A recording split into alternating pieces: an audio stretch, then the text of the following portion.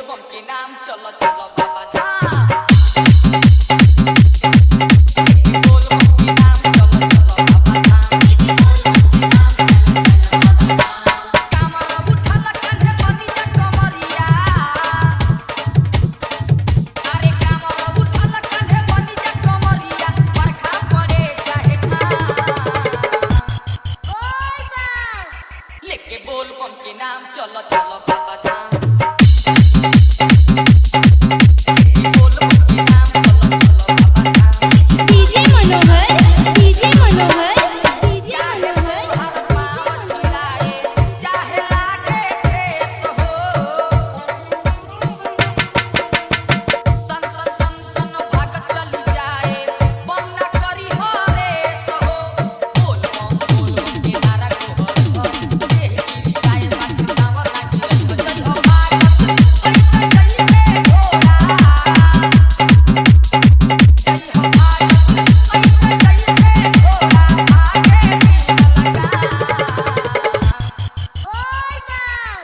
लेके बोल बम के नाम चलो चलो बाबा धाम। बोल बम के नाम चलो चलो बाबा धाम। डीजे मनोहर डीजे मनोहर डीजे मनोहर होवे सुनी के राख भक्ति भाव हो। तर जाई तब मानुष जिंदगी रही दुख जुग नाम हो। गंगा जी के जल भोले बाबा पे चढ़ सावन के महीना हवे श्रद्धा बढ़ी हो। जय हो बाबा लोके जाके करी हो। जय हो बाबा लोके जाके करी हो।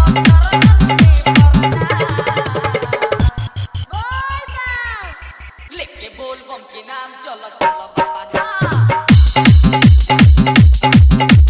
बोल बम के नाम चलो चलो बाबा धाम। डीजे मनोहर डीजे मनोहर डीजे मनोहर या मेरे बिहारी गावे राधे श्याम हो। दुनिया में बा सबसे पावन देवघर के धाम हो।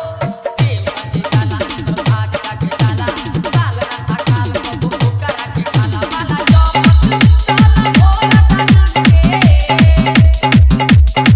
माला जब चला भोला दानी के।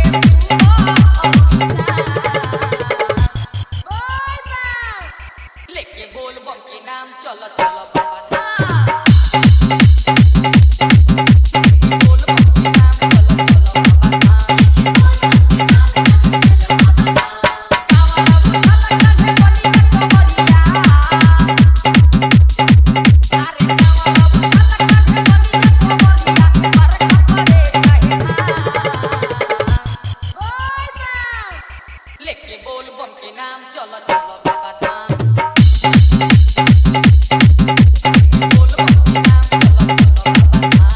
डीजे मनोहर डीजे मनोहर डीजे मनोहर चनौर मनीगाछी मनीगाछी मनीगाछी मनीगाछी मनीगाछी मनीगाछी